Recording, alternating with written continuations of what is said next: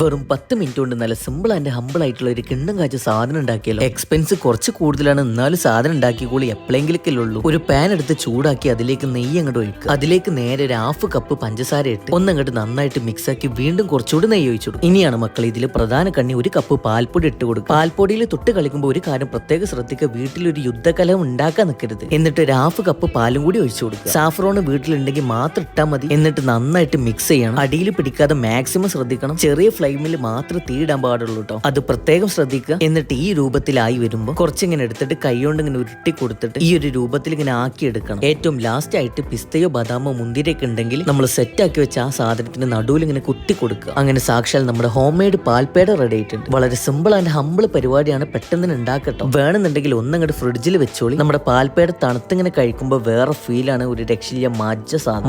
Must try ആട്ടോ. അപ്പൊ നമ്മുടെ ഒത്തന്റിക് സാധനം റെഡി ആയിട്ടുണ്ട്. കഴിച്ചു